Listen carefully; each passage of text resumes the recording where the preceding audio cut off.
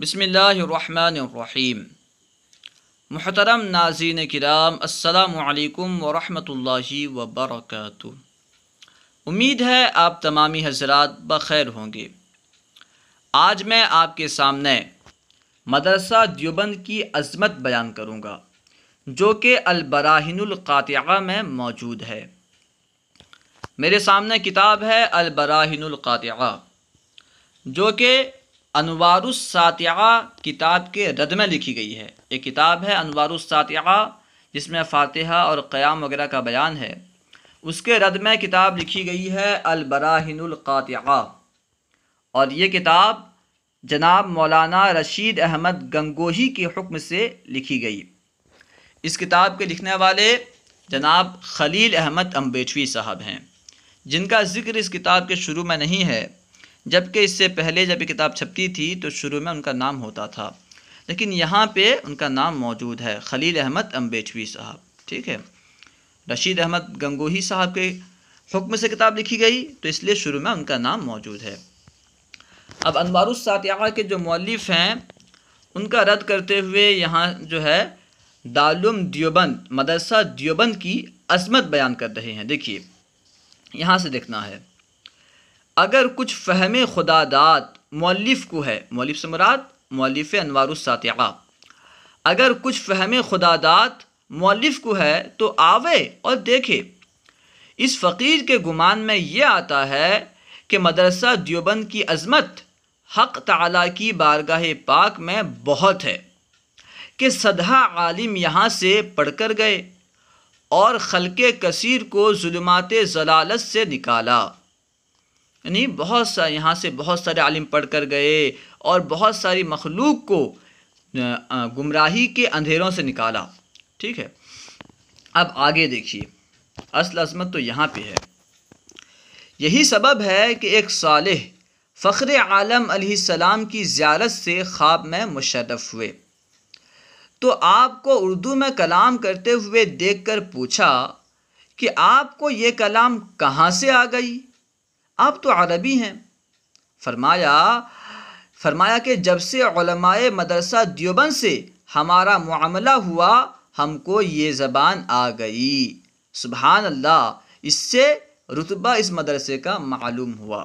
اب دیکھیے مدرسے کا رتبہ کیا ہے، عظمت کیا ہے، یہ آپ کے سامنے میں بیان کر دیا۔ ٹھیک ہے، اب بتائیے نبی پاک صلی اللہ تعالی علیہ وسلم کی نبی پاک صلی اللہ علیہ وسلم کا ایک نام ہے الامی۔ ٹھیک ہے، امی کا ایسے معنی ہوتا ہے ان پڑھ۔ اگر ہم کسی عام انسان کے لیے امی کا لفظ استعمال کریں اس کا معنی ہوتا ہے ان پڑھ۔ نبی پاک کا یہ لقب جو ہے، یہ نام امی، قرآن پاک میں بھی موجود ہے، اور امی سے مراد کیا ہے کہ جو کسی سے نہ پڑھا ہو۔ ٹھیک ہے، یوں تو اس کا معنی ان پڑھ ہوتا ہے، لیکن ایک صاحب نے اس کا ترجمہ کیا، غالباً اعلیٰ حضرت نے ترجمہ کیا ہے بے پڑھے۔ بے پڑھے مطلب یہ ہے کہ وہ دنیا میں کسی سے پڑھے نہیں، بے پڑھے۔ ٹھیک ہے، دنیا میں وہ کسی سے پڑھے نہیں ہیں، دنیا میں وہ کسی کے شاگرد نہیں ہیں، یعنی دنیا میں نبی پاک کا کوئی استاد نہیں ہے، لیکن یہ مدرسہ دیوبند والے ہیں کہ نبی پاک کے استاد بن بیٹھے ہیں، یعنی اپنے مدرسے کی عظمت کو ثابت کرنے کے لیے نبی پاک کو اپنا شاگرد قرار دے دیا کہ نبی پاک یہاں آ کر کے جو ہے اردو زبان سیکھے ہیں۔ نعوذ باللہ، استغفر اللہ۔ اس کے ساتھ ساتھ اللہ تعالیٰ قرآن پاک میں ارشاد فرماتا ہے وَعَلَّمَكَ مَا لَمْ تَكُنْ تَعْلَمْ، اور اس نے تمہیں سکھا دی جو کچھ تم نہ جانتے تھے، یعنی اللہ تعالیٰ نے نبی پاک کو سکھا دی جو کچھ نبی پاک نہ جانتے تھے۔ اب اس میں ما آیا ہے وَعَلَّمَكَ مَا لَمْ تَكُنْ تَعْلَمْ، یہ ما ہے۔ آپ جانتے ہوں گے ما عموم کے لیے آتا ہے۔ ٹھیک ہے، ما میں کتنی عموم ہے آپ اس کا اندازہ کر سکتے ہیں۔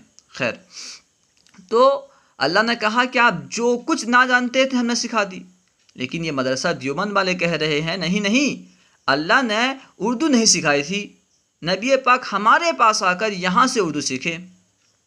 اللہ کہہ رہا ہے وَعَلَّمَكَ مَا لَمْ تَكُنْ تَعْلَمْ، لیکن یہ لوگ کہہ رہے ہیں نبی پاک جو ہے یہاں سے آ کر کے اردو سیکھے۔ نعوذ باللہ، استغفر اللہ۔ اس کے ساتھ ساتھ اللہ تعالیٰ قرآن پاک میں فرماتا ہے الرحمن علم القرآن، رحمان نے قرآن سکھایا۔ اب کس کو سکھایا؟ نبی پاک کو۔ الرحمن علم القرآن خلق الانسان علمہ البیان، رحمان نے قرآن سکھایا، خلق الانسان انسان کو پیدا کیا، انسان سے مراد یہاں نبی پاک ہے، انسان کو پیدا کیا، خلق الانسان وعلمہ البیان، اور انہیں بیان سکھایا۔ بیان سے مراد یہاں پہ اعلیٰ کا ترجمہ یہ ہے کہ ما کانا ما یکون کا بیان سکھایا، ٹھیک ہے۔ خیر، تو اللہ تعالیٰ فرما رہا ہے کہ رحمان نے قرآن سکھایا۔ کیا سکھایا؟ قرآن نبی پاک کو۔ کس نے سکھایا؟ اللہ تعالیٰ نے۔ جب سکھانے والا اللہ تعالیٰ ہے، اب بتائیے کیا اللہ تعالیٰ نبی پاک کو اردو نہیں سکھا سکا؟ کیا نبی پاک کو اللہ تعالیٰ اردو سکھانے پہ قادر نہیں تھا؟ نعوذ باللہ۔ تو پھر یہ مدرسہ دیوبند والے نبی پاک کو اردو سکھا رہے ہیں، نعوذ باللہ۔ اب یہ سمجھ لیں، کوئی بندہ، کوئی طالب علم اگر علم میں کسی طالب علم کی کمی ہوتی ہے نا، تو اس کے 4 وجوہات ہوتے ہیں، ٹھیک ہے۔ نمبر 1 تو یہ کہ استاد جو ہے کامل نہ ہو، نمبر 2 شاگرد کامل نہ ہو، نمبر 3 کتاب کامل نہ ہو، اور نمبر 4 استاد بخیل ہو۔ مثال کے طور پر استاد جو ہے قابل نہیں ہے، پڑھانے کے لائق نہیں ہے، اب شاگرد جو ہے ظاہر سی بات ہے اس کے علم میں کمی ہوگی۔ اب بتائیے پڑھانے والا کون ہے؟ اللہ تعالیٰ۔ کیا اللہ تعالیٰ کے علم میں کمی ہے؟ نعوذ باللہ، کوئی گمان نہیں کر سکتا۔ اب پڑھنے والے کون ہیں؟ نبی پاک صلی اللہ علیہ وسلم۔ کیا نعوذ باللہ نبی پاک نااہل ہیں؟ سمجھنے کی قابلیت نہیں، نعوذ باللہ۔ تو آپ تمام لوگوں کا اس پہ اتفاق ہے کہ اللہ تعالیٰ کے بعد سب سے بڑا مرتبہ نبی پاک کا ہے۔ پڑھنے والے نبی پاک، اور کیا پڑھایا؟ قرآن، جس قرآن کے بارے میں خود قرآن میں ہے کہ قرآن میں ہر چیز کا بیان ہے، تبیان لکل شیء۔ قرآن جو ہے ہر چیز کا روشن بیان ہے۔ جب قرآن میں ہر چیز کا بیان ہے اور اللہ نے نبی کو قرآن سکھایا تو ظاہر سی بات ہے ہر چیز سکھا دی، تو اردو کہاں سے رہ گئی جو دارالعلوم دیوبند آنے کی ضرورت پڑی؟ اور ظاہر سی بات ہے اللہ بخیل نہیں ہے کہ اللہ کے نزدیک نبی سے بڑھ کر کوئی محبوب ہو، اللہ اسے سکھائے، نعوذ باللہ۔ خیر، تو جب علم میں کمی ہونے کی کوئی وجہ نہیں ہے تو نبی پاک اردو سیکھنے سے کیسے رہ گئے؟ دارالعلوم دیوبند آنے کی ضرورت کیسے پڑی؟ خیر، اس کے علاوہ حضرت آدم علیہ السلام تقریباً 7 لاکھ زبان جانتے تھے۔ آدم علیہ السلام تقریباً 7 لاکھ زبانوں پہ ماہر تھے، یعنی 7 لاکھ زبان آپ کو عطا کی گئی تھی حضرت آدم علیہ السلام کو۔ اور ہمارے نبی جو ہیں یہ تمام نبیوں کے بھی نبی ہیں۔ آپ آیت میثاق دیکھ لیجئے، آیت میثاق وَإِذَا أَخَذَ اللَّهُ مِيثَاقَ النَّبِيِّينَ، یہ مکمل آیت دیکھ لیجئے۔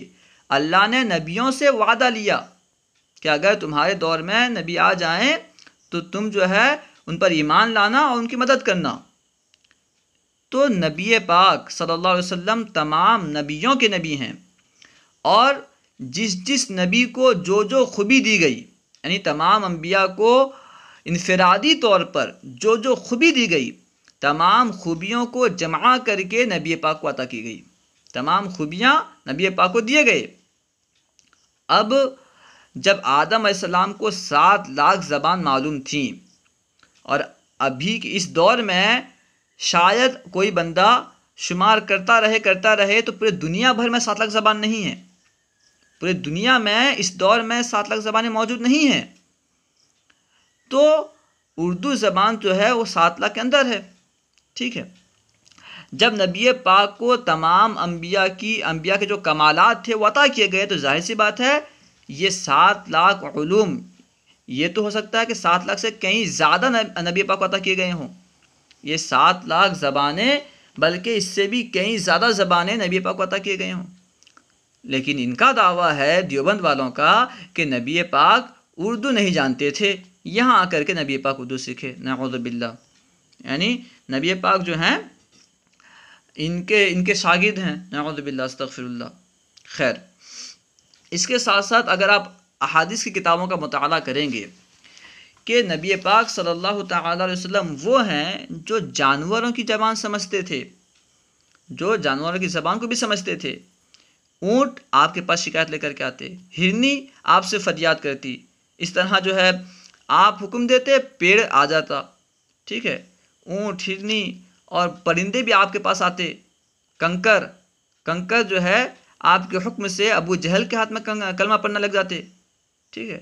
اب یہ بے جان چیزیں نبی پاک کی آواز سنتے، نبی پاک سے گفتگو کرتے، ایک اونٹنی کا مشہور واقعہ ہے، آپ نے سنا ہوگا کہ نبی پاک کہیں تشریف لے گئے تھے، وہاں سے واپس آ رہے تھے، کسی صحابی کی اونٹنی پاگل ہو گئی تھی، اب پاگل ہو کر کے سب کو مار رہی تھی، لوگوں کا ہجوم تھا، نبی پاک قریب گئے اور اونٹنی کے سر میں ہاتھ پھیرا تو اونٹنی جو ہے شانت ہو گئی، نبی پاک کے قدموں کو چومنے لگی، پھر کچھ دیر بعد نبی پاک کے کان میں اس نے کچھ کہا، پھر نبی پاک نے یہ پوچھا کہ اس اونٹنی کا مالک کون ہے؟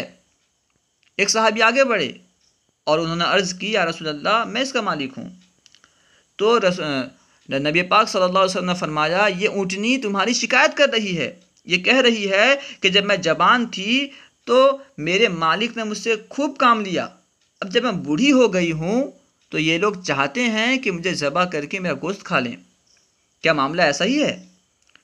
تو صحابی نے کہا ہاں، کیونکہ یہ بوڑھی ہو گئی ہے، اب یہ کسی کام کی نہیں ہے، اس لیے ہم لوگ آپس میں گفتگو کر رہے تھے کہ اس کا گوشت کھا لیں، اسے ذبح کر دیں اور گوشت کھا لیں، اور اسی دن سے یہ پاگل ہو گئی۔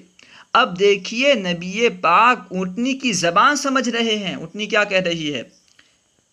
اس طرح بہت سارے واقعات موجود ہیں احادیث میں۔ ایک مرتبہ ایک اجمی وفد نبی پاک کی بارگاہ میں حاضر ہوا، یعنی جو عربی نہیں ہیں، غیر عربی لوگ نبی پاک کی بارگاہ میں گئے اور انہوں نے اپنی زبان میں کہا کہ تم میں سے کون اللہ کا نبی ہے؟ نبی پاک نے ان سے اسی زبان میں گفتگو کی اور انہیں یہاں تک کہ نبی پاک نے انہیں سمجھایا، تو پھر وہ تمام کے تمام لوگ جو ہیں مسلمان ہو گئے اور پھر اپنے قوم میں واپس آ گئے۔ یعنی نبی پاک ہر زبان کو جانتے تھے، ہر قوم کی بات کو جانتے تھے، بلکہ بے جان سے بھی آپ جو ہے گفتگو کر لیا کرتے تھے۔ لیکن یہ مدرسہ دیوبند والوں کا عقیدہ ہے، ان کا دعویٰ ہے نبی پاک کو اردو نہیں معلوم تھی، نبی پاک یہاں آئے تو انہیں نبی پاک یہاں آ کر کے اردو سیکھے، نعوذ باللہ۔ علامہ ساوی، احمد ساوی سورہ ابراہیم کی آیت نمبر 4 کے تحت فرماتے ہیں ان اللہ علمہ جمیع اللغات فکان یخاطب کل قوم بلغتہم۔ علامہ ساوی فرماتے ہیں تفسیر ساوی میں ان اللہ، بے شک اللہ تعالی، علمہ، اللہ تعالیٰ نے نبی پاک کو سکھایا، کیا سکھایا؟ جمیع اللغات، تمام زبانیں، بے شک اللہ تعالیٰ نے نبی پاک کو تمام زبانیں سکھا دیں۔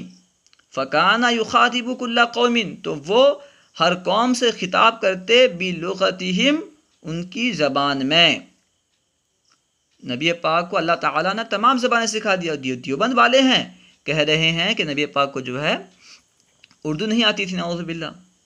اس کے ساتھ ساتھ آپ غور کریں، نبی پاک کو اللہ تعالیٰ نے پورے عالم کے لیے، تمام عالم کے لیے رحمت بنا کر بھیجا، وَمَا رَسَلْنَاكَ إِلَّا رَحْمَةً لِّلْعَالَمِينَ، ہم نے تمہیں تمام عالم کے لیے رحمت بنا کر بھیجا، یعنی مہربان بنا کر بھیجا۔